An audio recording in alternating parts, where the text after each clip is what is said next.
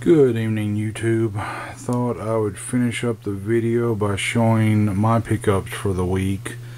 Had some decent ones. Actually, today was when I actually hit the mother load on some games, which I'll show here in a moment.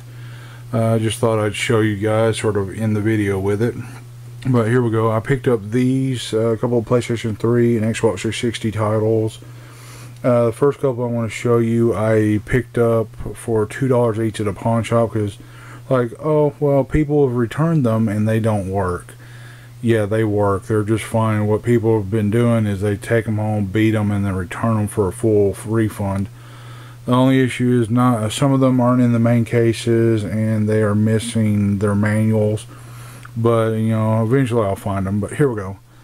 Got here we have Virtua Fighter 5 for the PlayStation 3. It's the Greatest Hits edition. Disc is very good. I think it's only got a few light scratches on it. Then I got Saints Row the second for PlayStation 3. I actually have the first two on Xbox 360, so I may or may not keep this one. I'm not sure. I may, just for as a collector's sake. Then I have The Darkness, which is actually my second copy. I actually have a complete one with everything, so I'll probably get this one looked over and try to get a new cover for it, and maybe actually try to find an actual PlayStation 3 case. A friend of mine sent me a link, so I may end up trying to go and actually buy some actual real cases for these. Then I actually got Mercenaries 2 World in Flames. I have this one also for PlayStation 3. So I'll be probably trading that in at the booth, either ours or Matt's. I'm not sure which right now. Okay, then I ended up finding this. Only thing is it's missing the case. It is Red Alert 3, which is Command & Conquer. I ended up accidentally finding the manual. The guy was about to throw it away thinking it was junk. I'm like, no, that's the manual for it. So he gave it to me, and like I said, all these are $2, and the only thing wrong is it's not the correct cases. So I got that one. Next was Vampire Reign for the Xbox 360. Again, nothing wrong with it. And then that's the end of the $2 games I got from the pawn shop. And then actually going to Bargain Hunt, which is one of our specialty stores, I stumbled across, this is one of the games. It's a Medal of Honor Warfighter, the limited edition series. And I ended up paying $14 for it. And at first I thought it was 2 games, and it turned out that they actually attached the steel box, which is mint. So I have a choice of switching out from that to that, so probably end up doing that. And then I ended up, I'm not a huge sports fan, but they had, for the Wii, they had Madden 08, and I ended up, instead of paying $3, I ended up paying like $1.99. Because it was off $1. So that was my Bargain Hunt pickups. And then from our last video, you'll remember I took our friend Steve that owns the store in the mall. He had wanted me to bring him a copy of Chibi Robot for GameCube. So I took him that and ended up trading for these two games that I'm about to show here in a moment. But here's this one, which I'm trying to collect PSP games. I recently got a PSP, and I've literally, my collection's up to almost 30 games now. But I found this, and it gave me a really good deal on it. It's the Castlevania, the Dracula X Chronicles. And then I'm going to zoom down here real quick, and then I'll come back. It is complete in box, the Tengen Pac-Man. And it's almost mint. There's only like a few little nicks in the box. But I've got now the gray and the black cart, which this one here is the black cart. So hopefully I'll get a box version of the gray cart, which I think we have one at the booth, and that's going to be my trading credit. Okay, well, now to go back, went to one of our thrift stores, which is called Loaves and Fishes, and I ended up finding, and this is Splinter Cell Double Agent for the PlayStation 2, and originally from GameStop. I ended up paying $2 for it instead of the $5 that's on it. So that was a pretty decent deal. Okay, so today, sort of explain the pickup, I ended up going over to, better not show you that yet, going over to Matt's booth and ended up picking up quite a few NES, which two of them are complete in box, the other two are missing the manuals. But it's still a good find because it's very hard here of late, especially in Huntsville, Madison area, to find boxed NES games, especially anywhere near these conditions. But here we go. I never played this game, at least as far as I know. It's a shoot 'em up. It is Cybernoid. That is one of the ones complete in box. And then of course I showed you that one I got last night, the Pac-Man. Then I got Little Nemo the Dream Master, which I've got the loose cart, so I'll probably trade that in and have this one. And then these are the ones that are missing the manual. I got Astronax, I believe is how you pronounce it. And then Q*bert. I loved Q*bert in the arcade, so I was like, it's cheap, what the hell. I think I ended up paying like $7 for it. So I went ahead and bought that. And then, actually, these were some more pawn shop pickups. I moved them over here by accident. They had these 6 for $1. These are little DS cases. You know, I'm secure enough to have pink DS cases. What the hell? And then they were throwing this away.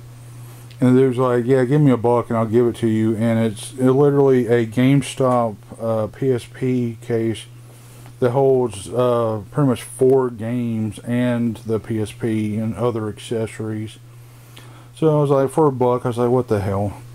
And then yesterday, even though most people hate this game, I actually enjoyed it okay. I mean, it could have been a lot better. But Matt brought me over one of the display boxes from GameStop of this game here. The Duke Nukem Forever box, and of course Kevin did not want it because he hates that game with a passion. I actually thought it was interesting, and it is from one of my favorite companies, Gearbox and 2K Games, or I guess 2 companies, sorry. And so it was funny. It was, you know, in its cheesy moments, it wasn't bad. So he was going to throw it away, so I was like, ah, what the heck, I'll take it home. I have about 37 boxes like that from when I worked at Babbage's. I got some more of the rarer ones that are in storage. Sadly, hopefully I'll be able to, you know, pull them out one day and show them to you guys. But yeah, I'm trying to get more of these back up because I lost quite a few in my last move. Okay, so next, these are not games, but they were some interesting movies that I bought from our friend that's across from us. He has movies and on both VHS and DVD. So they're, you know, $1 to $3. So I was like, what the hell, I'll pick up some. So I picked up, this is the, oops, bag over it. This is the original black and white Adventures of Batman. This is volume 1, which has the first 7 of, let's see, what is it? 15 chapters that they did before they ended the series. So it was $3. I was like, okay, I'll pick it up. And then this was one of my favorite sort of sci-fi fantasy movies, was Cocoon. Sally didn't have the second one, but the first one was actually my favorite.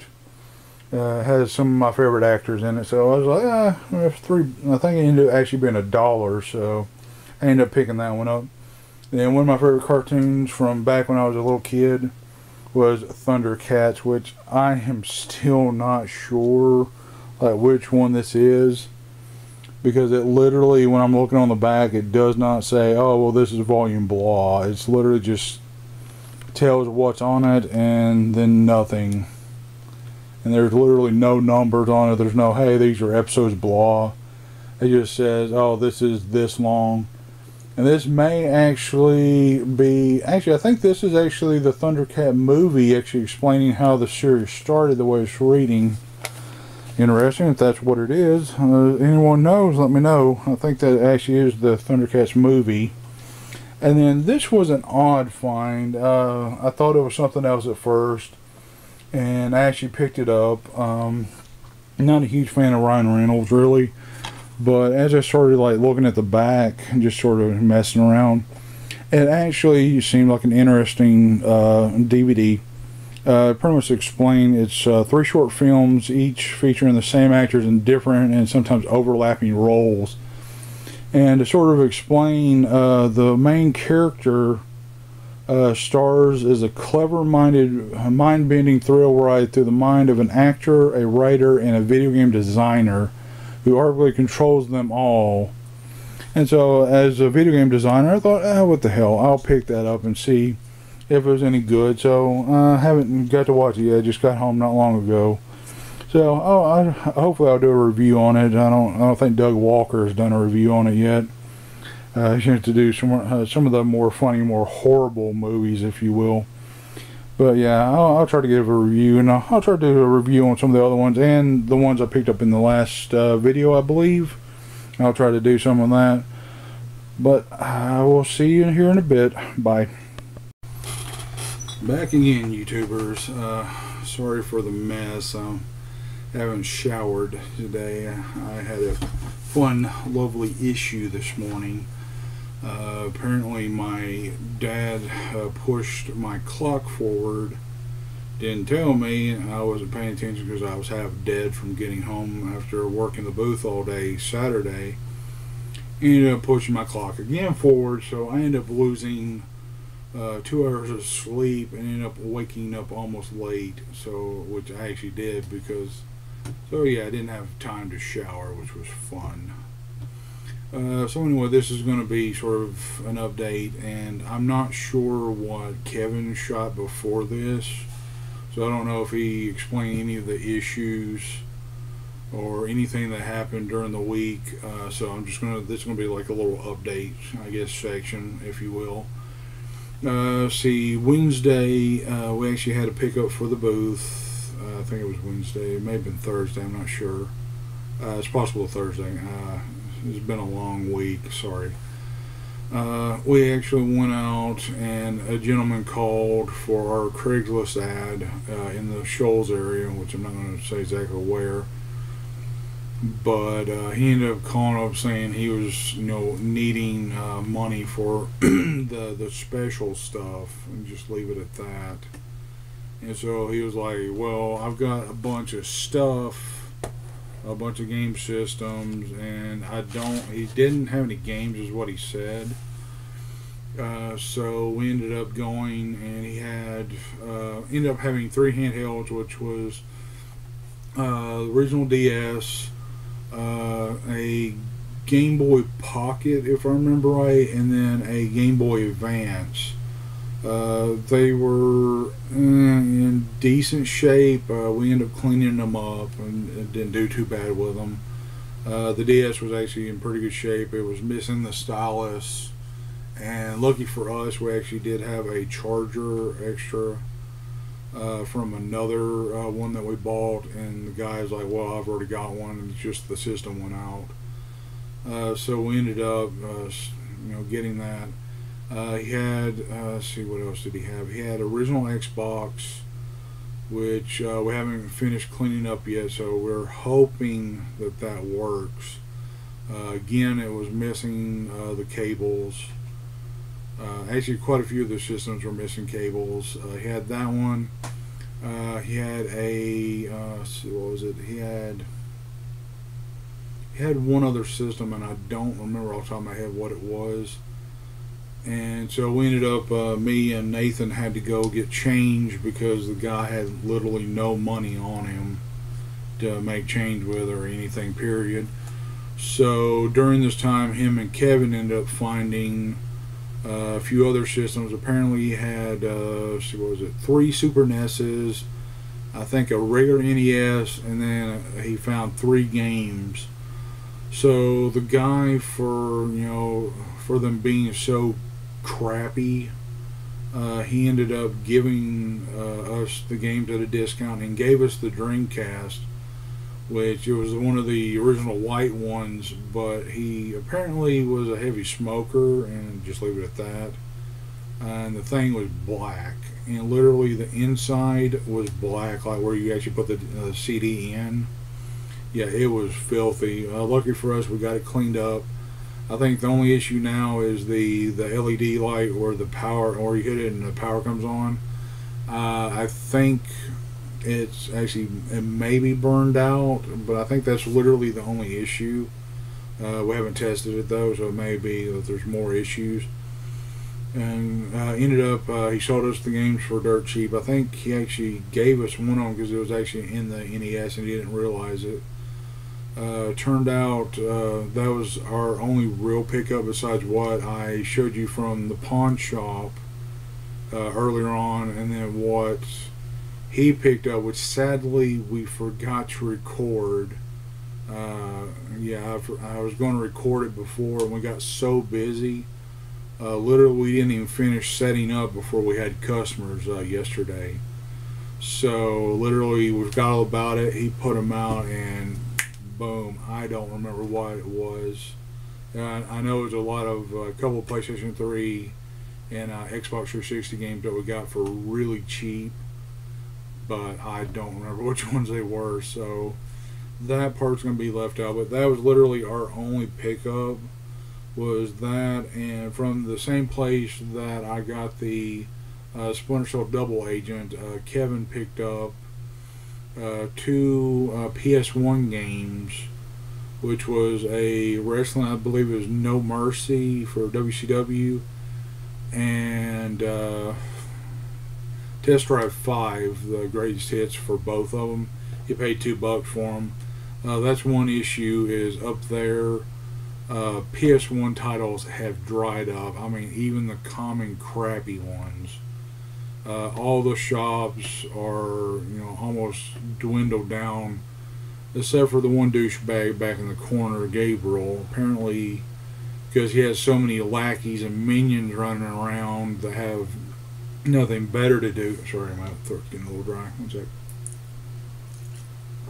Yeah, since they have nothing better to do, they get to go around and raid sort of the general areas. And we actually end up finding out that they're coming down into like our territory now, and they're running through and doing day runs and actually picking up all the games they can find in our area, because they don't have enough in their area now, apparently. So that's one issue. But ended up doing pretty well Saturday. Ended up finishing out the day at $213 after we took the Super Famicom game that we had, which was Yoshi's Island. One of Steve's employees, which I've never heard his name. He doesn't really talk much, sort of a quiet guy. So I literally don't know the guy's name. He wanted it, and he ended up picking it up, and that actually edged us over $200. So I think we ended up, let's see, what was it? $213.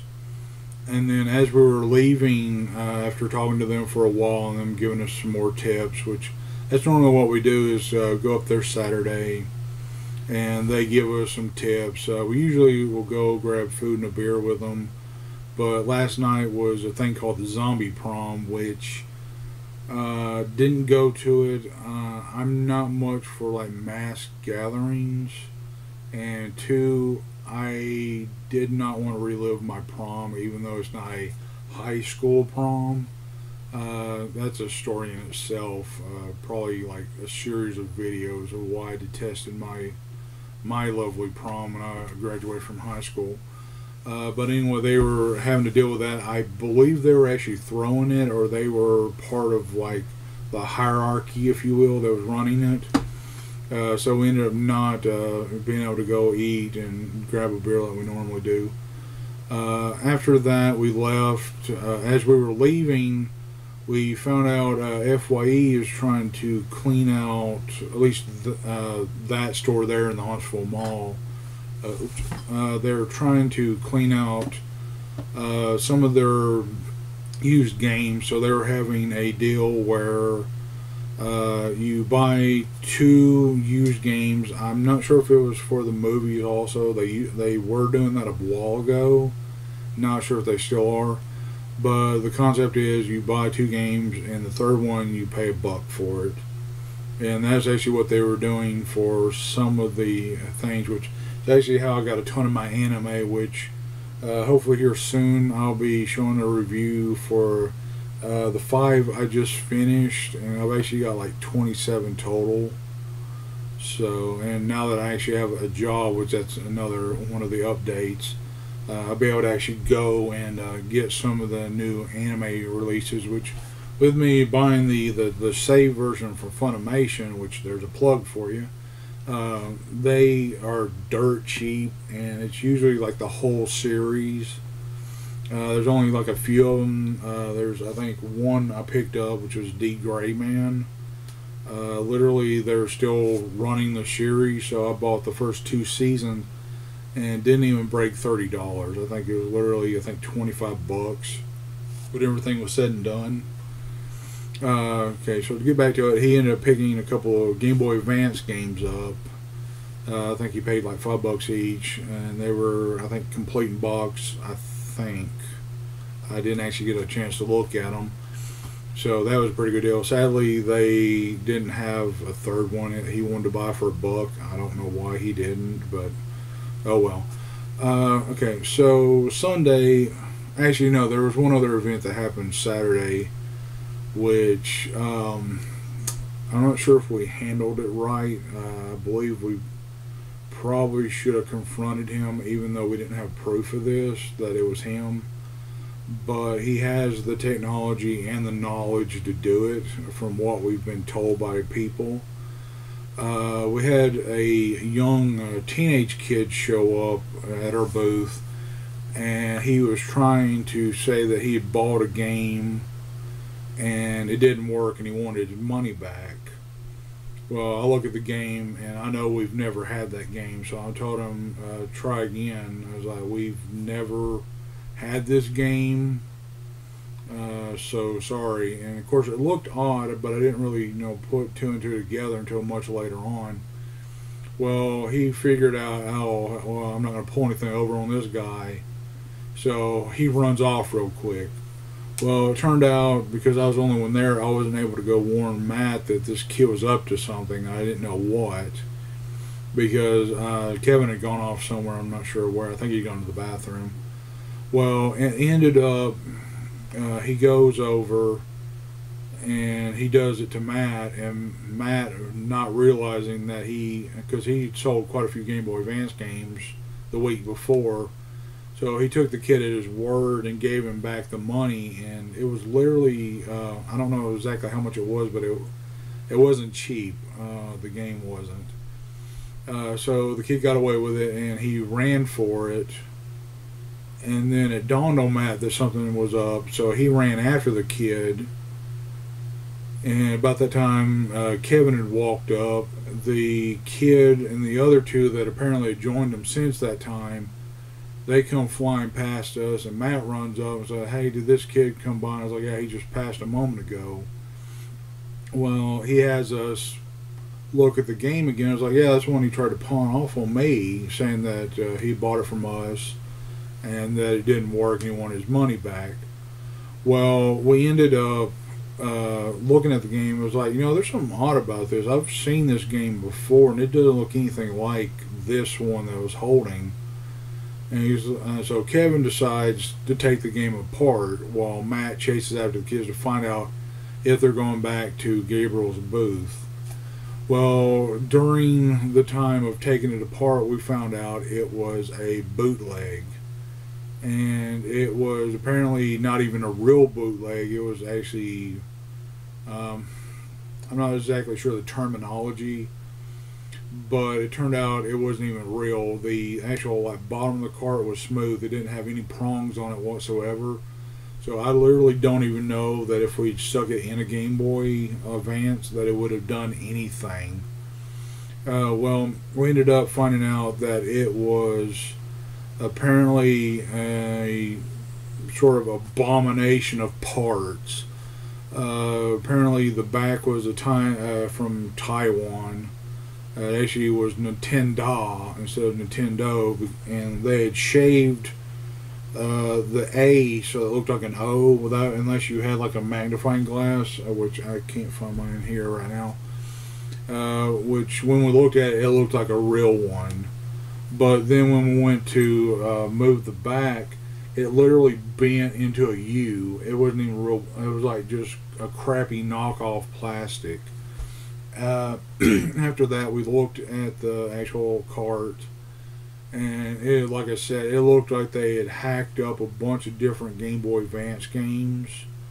It didn't have the Nintendo seal of approval. It didn't have any of the stuff that would actually make it a real game. It was just pretty much a piece of pretty much the chip, two random chips on it, a battery, and like I said, the prongs at the bottom where you actually stick it in and it reads it. It was smooth all the way across compared to the others. They actually have like the prongs coming down onto it. So we ended up finding out that all three of them ran back there and handed the money to Gabriel. But pretty much after sitting here and dealing with this asshole for like weeks on end, it's come to my what I would call a conclusion that they don't give a crap what he does, because he brings in so much rent money. Because right now he is renting out 8 booths, which are like $52 a week. Depending on, I don't know if they're giving them a deal like they do some of the others that have been there for a long time. But he's pulling crap like this. Like I said, I mentioned in the week before in episode 2, he actually undercut us. We found out on all of our systems he's undercutting us. At that time, he was doing $5. Now he's literally doing almost $10 to $15 from what we've gathered. And then we called today. It was for the most part smooth. Finding these people over to do what's called price spotting, I guess is what I would call the terminology. And what that means is they look through and they're like, okay, he has such and such game for this amount. Well, we can undercut him by blah. And then he was sending these people out, and anytime they would get near our booths, they would go up and whisper or say things without us fully hearing what they were saying, and explain to the people, oh, well, this is cheaper back there in the corner by blah, blah, blah amount. And so he was cutting our sales. Well, on and off has backfired, but today, you see, I think when I added it up, unless like we had some other sales while I was gone to do my errands, I think we ended the day with $153. So all in all, almost $400, which has been our fair average, except a couple of weeks back we made about $700 something. But like I said, horrible weather today. Yesterday was pretty crappy weather. It was really cold, and then literally it shot to 75 degrees up in Madison and Huntsville. It was literally to the point they had to open the doors. It was so hot in there. Oops, ow. So after that, yeah, I ran my errands and we sold a decent amount. And then I mainly hung around with Matt today, which, from what I've gathered, Kevin did a video with them introducing them. Hopefully, not next week because now I'll explain that in a bit.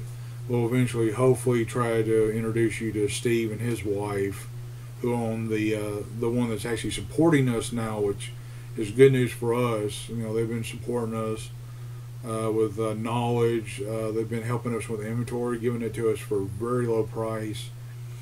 And they actually have, since they have a business license, they're able to hook us up with special orders of stuff that we need, like controllers, which is another thing that is very hard to sort of find here of late, especially not only in good condition but for good price. Most people they want, I think I think how to explain this. Some moron was trying to sell us an Xbox 360 controller like it was brand new, and it looked like he had beat somebody with it. And he wanted, like I said, almost brand new prices. I think in the end, the least that he was going to do was like 25. I'm like, sorry, dude. We we sell these from like $8 to $10, which apparently now we've been told is not a good price. It actually should be more, since controllers are becoming scarce now, especially some of the older ones. So we're probably going to end up having, when we actually have time, not next week, but the week after, actually have time to sit down and reevaluate some of our prices, because apparently we found out that we've had, last week we actually got visited by a reseller, and he ended up spending almost, I think, $185. And then we found our stuff on eBay. He said that he was going to another location that was far from us. Apparently that was not true, but oh well, whatever. We made money, and we made a lot more than what we paid for the items that he bought, so whatever. Let's see, where was I? So yeah, like I said, today was really slow. Apparently the resetting of the clock, springing forward, half the vendors didn't even show up on time, and half didn't even show up at all. I mean, it's getting to the point that most vendors just don't give a damn anymore. Most of them are like, oh, cheaper to rent a booth than go rent a storage thing. So that's literally what they're doing. So I'm like, wow. But yeah, like I said, I spent most of the day with Matt. His cohort, apparently, according to Kevin. Still don't know the dude's name. He doesn't really talk much. Hopefully, eventually I'll ask him his name one day when I get the chance. The best pickup for the day was, which I don't know if I'd say the best pickup, it was really the only pickup for the day for the booth. A gentleman came in, and apparently, and let this be the tip of the day, if you have children, do not set your damn games down on the floor, because a disc is a frisbee to a small child that does not know the difference.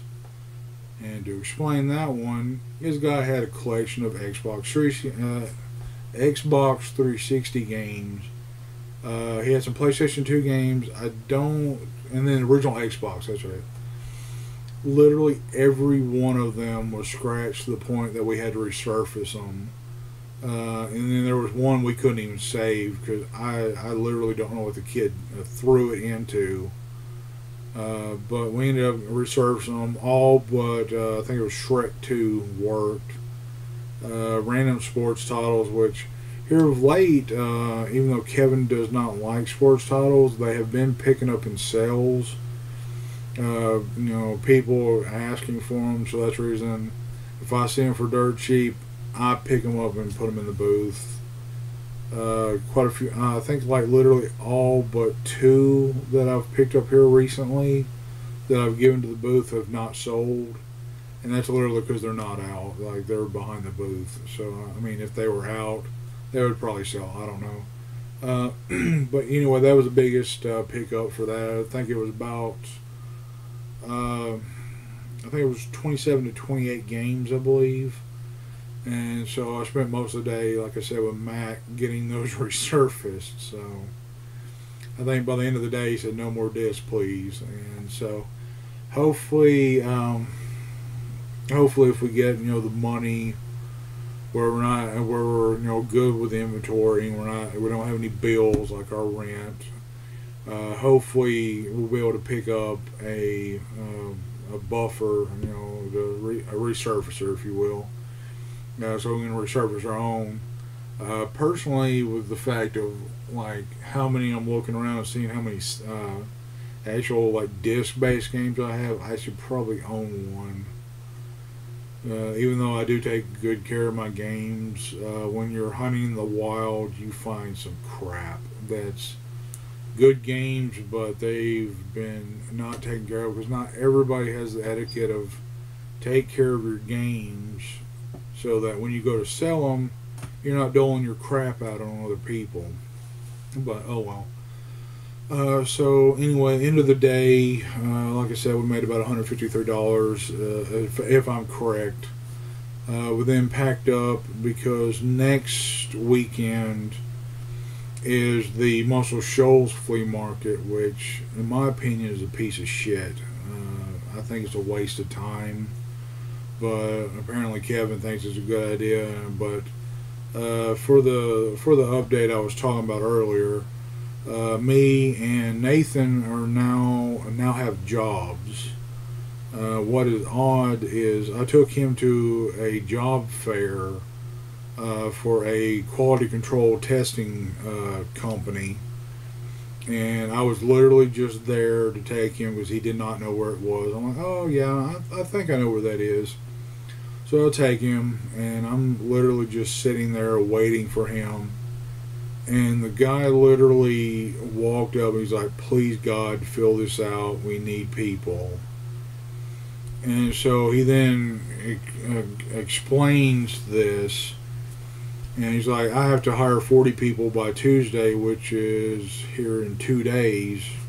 Yeah, in 2 days. It's not midnight yet as I'm recording this. So I was like, well, I don't want a job, but, I got nothing better to do. And I'm like, they're not going to hire me. And so before I was even done filling out the application, I was hired. Because the people that showed up, apparently they had no etiquette or anything worth a crap. So it was literally ended up getting hired was me, some guy that was there before. I don't know who he is. I haven't seen him since. Nathan, and then Nathan, what I call Nathan's nephew-in-law. He's apparently dating his niece. So I was joking with him that he's the nephew-in-law. I don't know what the hell you'd call that, but anyway. So ended up, first day was Friday. Yeah, Friday. I'm not gonna lie, it is it's an easy laid-back job, but physically is demanding. I have not worked in a warehouse setting since about 9+ years ago when I had my accident at the last warehouse I had, where I actually had a pallet fall and actually was 700 pounds and actually hit me. And so I literally have sort of worked easy jobs since then because, well, the company fucked me, so they barely gave me enough what you would call compensation. They fired me, and then every time I've put them on my application from here on out, they've told people that I'm sue happy and a worthless employee, so that's fun.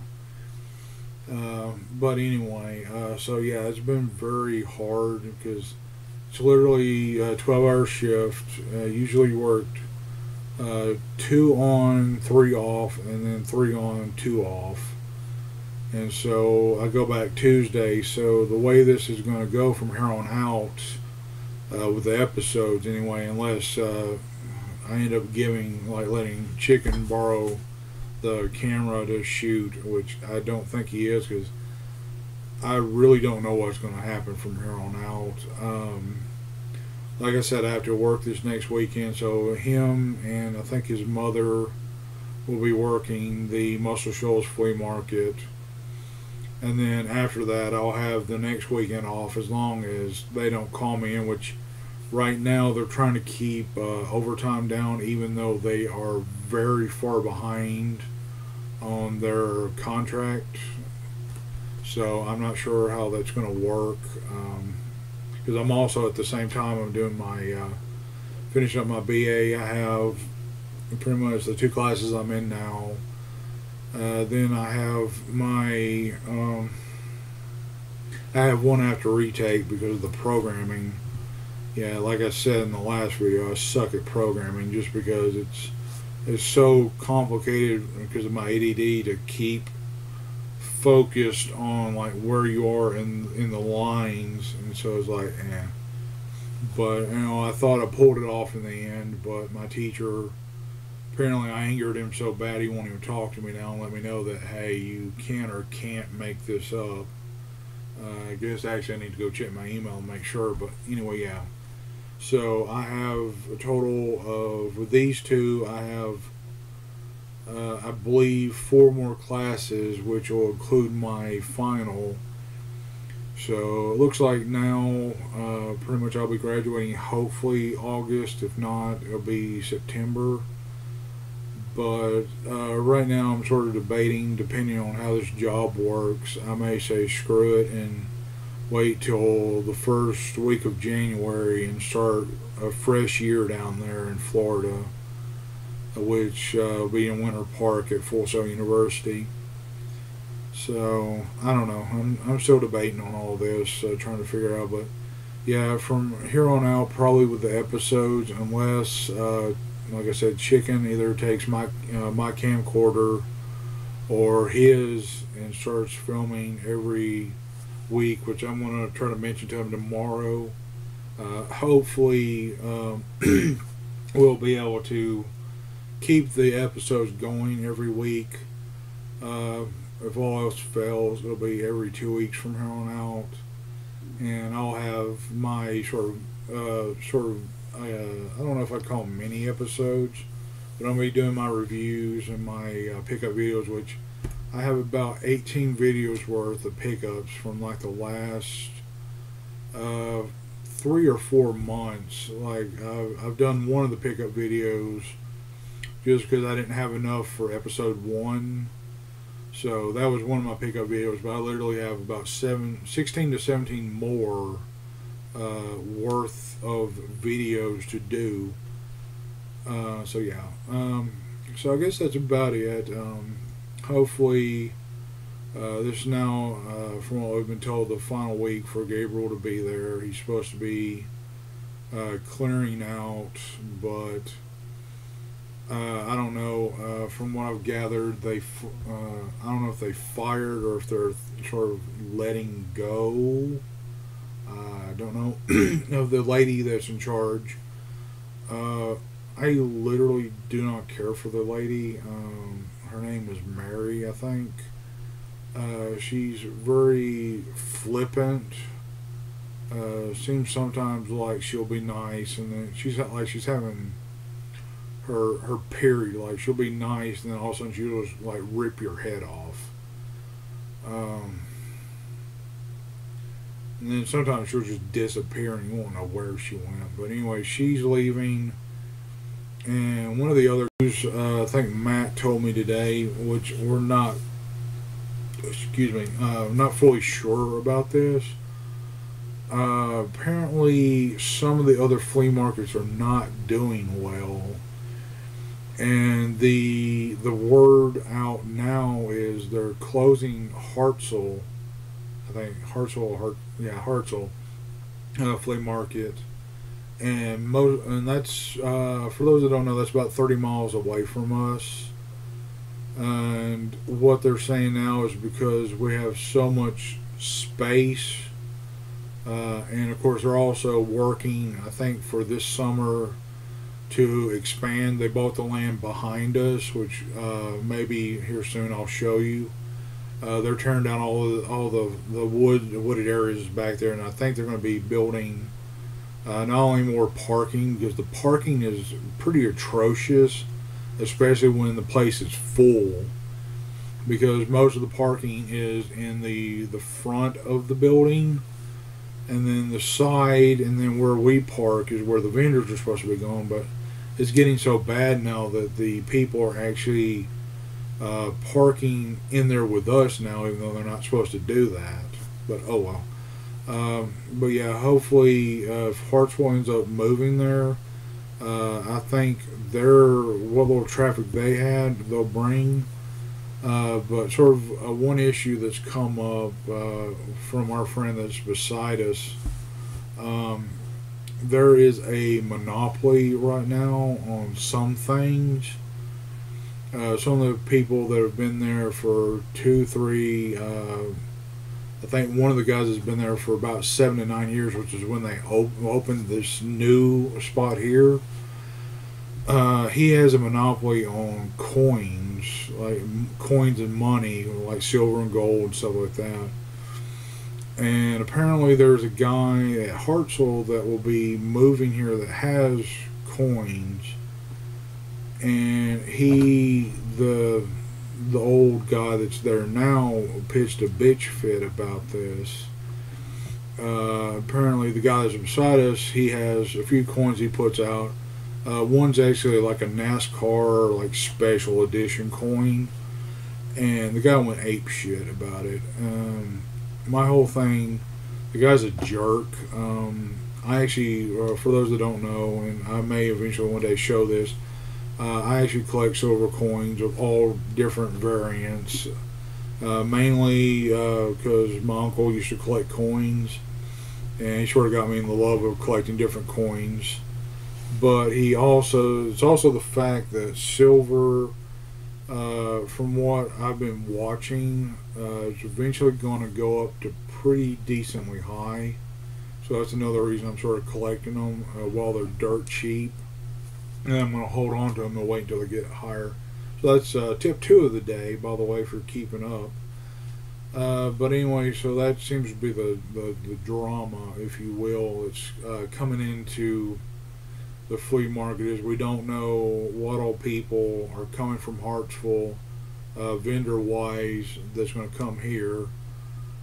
Some of the people, sort of, filling them out, if you will, they are not happy about this. Some of them feel that it's going to end up becoming too much competition.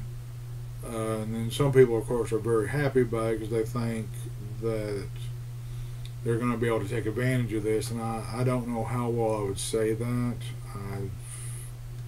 It's been, I think, maybe 7, 8 years since I've been to the Hartsville flea market, and I literally don't remember that much of it. One of the other flea markets I was mentioning is the Coleman flea market. It is also not doing well. For those that have never been there, pretty much picture Dollar General, but like 3 miles of Dollar General.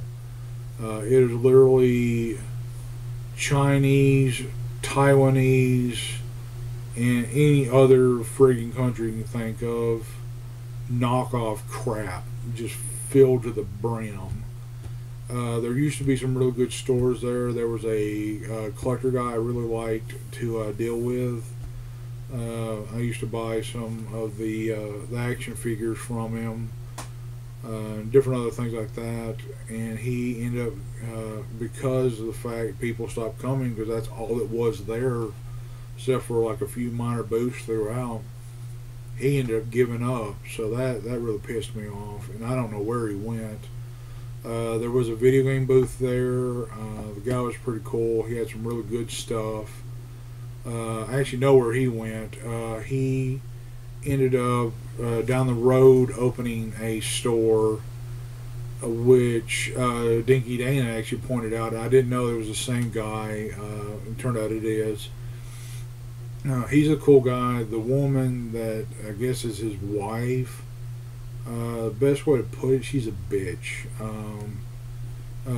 Which we may never be able to do the video of this now because she's pitching a fit about it. But we had permission, which we asked first before we went in the one day, and she's like, "Yeah, sure, as long as you tell me what it's for." And of course, we're like, "Yeah, we're doing our YouTube series." So she's like, "Okay, just don't film my customers." And that was her one thing that she told us. I was like, "Okay, well, we have no intention. If they don't want to be filmed, we won't film them. That's fine and dandy." Oops, sorry if you heard that. Anyway, so next time we went in, which I believe I told this in the second video, I believe.